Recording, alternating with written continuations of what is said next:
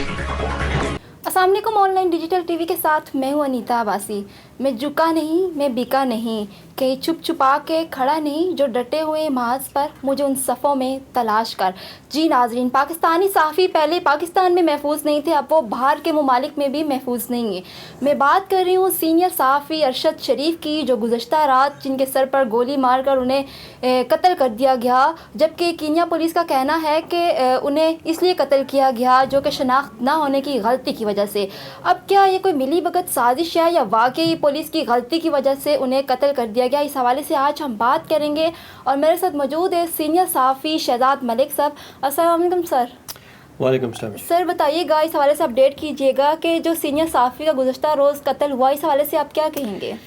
देखें, बड़ी sad news है और ज़ाहिर है जो पीछे उनकी फैमिली है, उनकी वाइफ है, वालदा ज़िंदा हैं, उनके लिए एक नाकाबिल बयान सूरत हाल है। मतलब आप किसी तरह से भी इमेजिन नहीं कर सकते कि उनका दुख क्या होगा। खैर, इस वक्त पाकिस्तान पूरा जो एक सोग में डूबा हुआ है। आप सोशल मीडिया देख लें, फेसबुक देख लें, ट्विटर देख लें, लोग इस को कंडेम कर रहे हैं।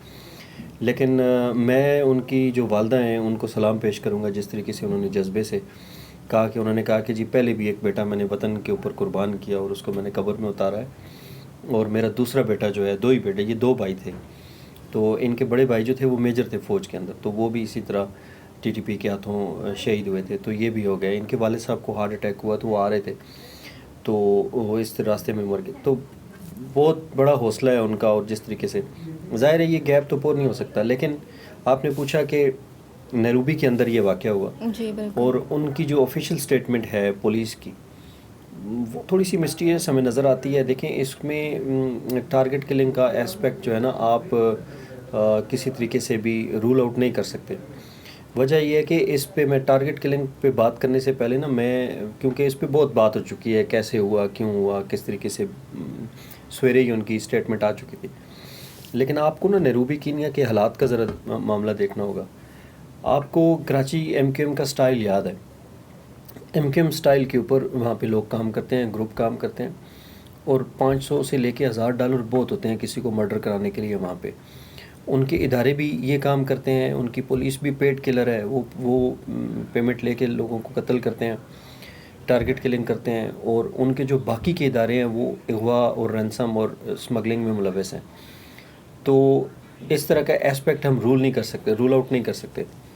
बल्कि मैं तो ये कहूँगा कि इसमें आप इंडियन एस्पेक्ट को रूल आउट ना करें, क्योंकि अरशद शरीफ तनकीद कर रहे थे इस मुल्क के सिक्योरिटी इदारों के ऊपर। तो मेरा ख़्याल है कि ये बात इंडियन मीडिया बहुत नोट कर रहा था, इंडियन इदारे बहुत नोट कर रहे थे, और इसमें आप राह के एस्पेक्ट को रूल आउट नहीं कर सकते। क्योंकि राह ये चाह रहा था या सोच रहा होगा कि जिस तरीके से वो फ़ौज के ऊपर इमरान खान को जो रूल आउट किया गया, वोटेड आउट किया गया एज़ प्राइम मिनिस्टर, तो उसके बाद इमरान खान अरशद शरीफ खुल के आ गए थे और फ़ौज पे तनकीद कर रहे थे। तो उस तनकीद को मेरा ख़्याल है इंडियन मीडिया ने कैश करने की कोशिश की है, इंडियन इदारों ने कैश करने की कोशिश की है, ख़ुसूसन राह ने, कि इसको टारगेट किलिंग कर दे ताकि फ़ौज के ऊपर बात आ जाए। तो सोशल मीडिया पे मेरा ख़्याल है वो इस हद तक कामयाब भी हुए। तो ये काम बहुत आसानी से वहाँ पे नैरोबी में हो सकता था। अच्छा, अब आएँ ज़रा उसकी किलिंग की तरफ। सर ये बात कहीं हजम नहीं हो रही कि क्या वो गोली सर पे उनकी लगनी थी?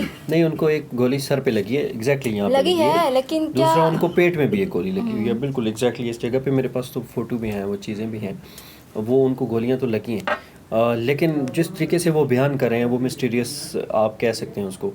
वजह यह है कि जिस वक्त आप किसी के पीछे जाते हैं, जिस तरह पुलिस पीछे किसी को टारगेट करने के लिए, पकड़ने के लिए पीछे जाती है, और वो गाड़ी आगे भगा रहा होता है कोई, तो वो ये नहीं करते कि वो साइड से जाके तो फ्रंट से गोलियां मारते हैं या साइड से गोलियां मारते हैं। वो गाड़ी रोकने के लिए पीछे के टायरों में ज़्यादातर वो करते हैं कि हम इसके पीछे के टायर ब्रस्ट करें। जब टायर ब्रस्ट होते हैं तो गाड़ी ऑटोमेटिकली फिरती है, या स्पीड उसकी स्लो होती है, तो वो उतनी स्पीड उसकी कम होती है।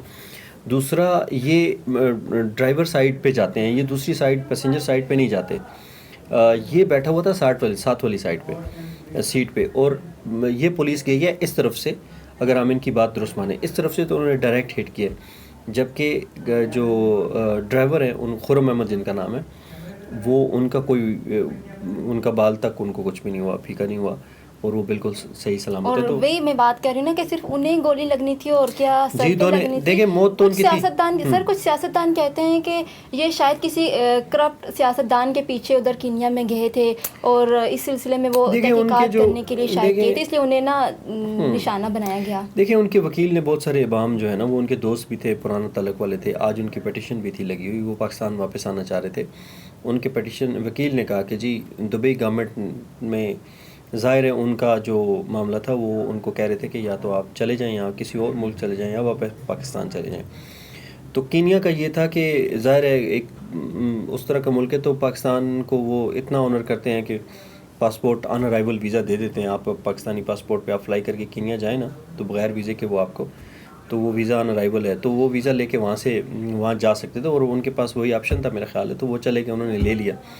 لیکن آگے جا کے بہت سارے سوالات ہیں ان کو کس طریقے سے کیا گیا. اس ٹاؤن جس جگہ سے وہ جا رہے تھے، اب تو وہ مزید کلیریفائی ہے کہ چھوٹے چھوٹے پتھر تھے جن کو اس نے ڈرائیور نے اوائڈ کر کے آگے نکلنے کی کوشش کی. وہ کہتے ہیں کہ کال تھی، کوئی بچہ اغوا ہو رہا تھا تو اس پہ وہ انہوں نے روکنے کی کوشش کی. روکنا چاہیے تھا ہاں، لیکن دیکھیں خرم احمد کو پتہ ہوگا اور ساتھ جو خرم نے ایک ان کے دوست ہیں جن کو کال کی ہے نکار کو بھی پتہ ہونا چاہیے. ان لوگوں کو سامنے اگر فری اینڈ فیئر ایک ٹرانسپیرنٹ قسم کی تحقیقات ہوں تو معاملہ کھل سکتا ہے. لیکن Nairobi is never a safe place for any one.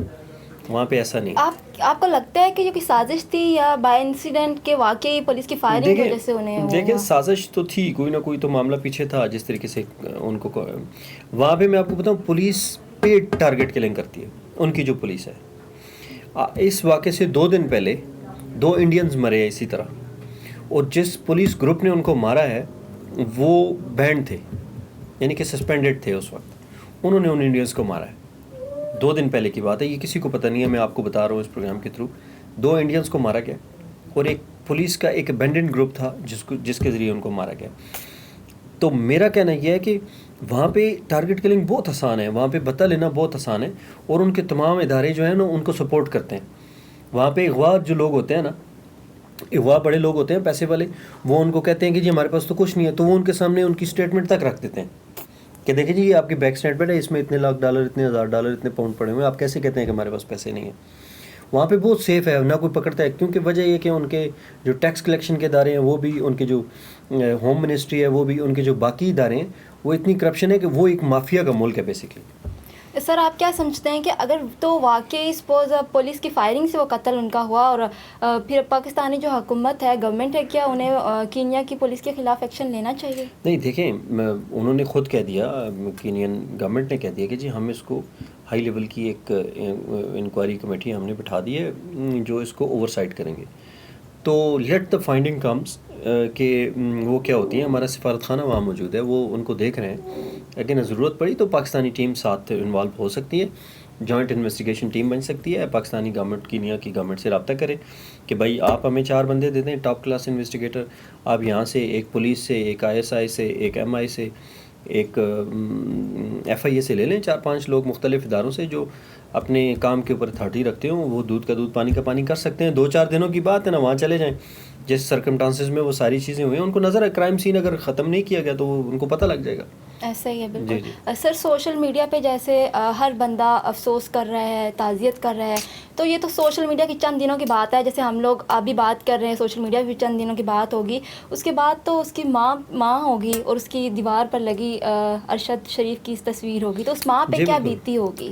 دیکھیں ماں کا تو حوصلہ جو ہے ان کا میں تو دیکھ نہیں پایا. لٹرلی جو انہوں نے ویڈیو بیان ایک جاری کیا میں دیکھ نہیں پایا.